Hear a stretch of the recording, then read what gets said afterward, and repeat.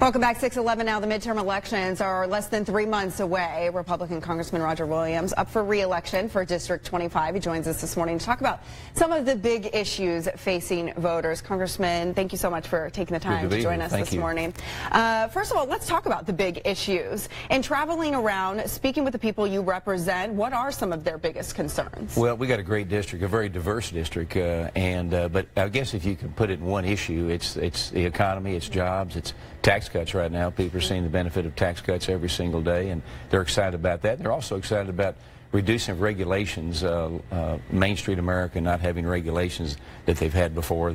So they're excited about that. And in general, the economy's good. People have a job, and they're enjoying their summer. Yeah, you say economy maybe the best that you've seen in years. Yeah. So where do we go from here with that? Well, I think what we do, I've always been a proponent of tax cuts. We were talking about tax cuts before President Trump was talking about tax cuts. But I think where we go now is phase 2 of tax cuts. When we get back up to Washington, we need to make these cuts permanent. That's important because if they're not permanent and you're a small business owner or mom and dad or whatever, you're not able to decide where do I want to go, what's the future look like. So we need to make them permanent, and then I want to begin to do some things to even put that money in the hands of the people and get it away from the federal government, because we know the federal government will just put it in the debt, and we know that the people will spend it and invest it, and that's important.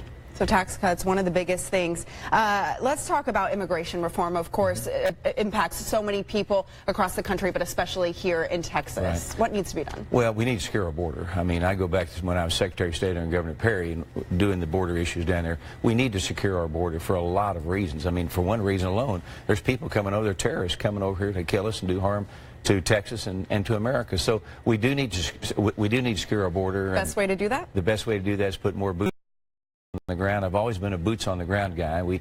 I think people doing business with people is a lot easier than walls or other things. But I think it's a combination of more boots on the ground, maybe a combination of more electronics and that kind of thing down there. But making people come through the ports of entry, not between the ports of entry. They get better assistance, they get better communications if they come through the ports, and that's what we need to do. But we need to secure our border because we have to protect our sovereignty as a nation.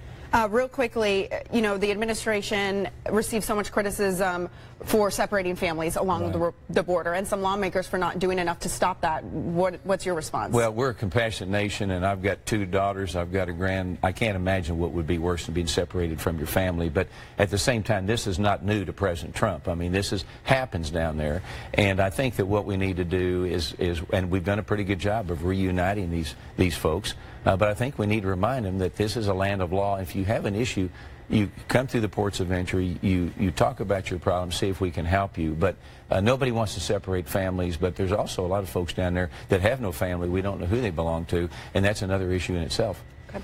I want to talk about tariffs really quickly. The tariffs that have been imposed by the president. You have been somewhat critical of some of those. You're a business owner. It has to do with a lot of that. So what would you like to see happen now? Well, I think the greatest thing is have no tariffs. I mean, the president has talked about a world of no tariffs where competition drives the economy. And when America can compete and people have to compete for America, it's pretty tough to beat us. But I'm not a tariff supporter, as you said, because we just gave a largest tax cut to the people in our district alone. It's about $2,700 that people have that they didn't have before.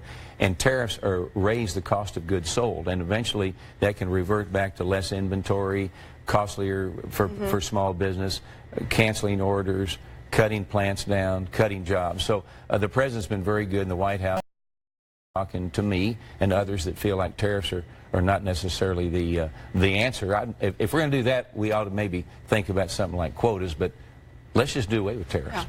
Real quickly, I hope my producer will forgive me because I have to ask you just a real quick question because it is something I'm going to be asking your opponent coming up later about health care. If you can just tell me, you know, very quickly how this needs to be addressed. You've recently spoken with some doctors. How do we meet the biggest needs of patients? Well, I think the biggest thing is I think individuals need to own their own health care, not the federal government, and it needs to be competitive. The shop across state lines, make it portable, make it tax deductible, let individuals own the pooling of employees with other businesses and so forth, so they can get a better deal. They can shop that unit of business, and create competition is the way to go. And let people own their health care, not the federal government.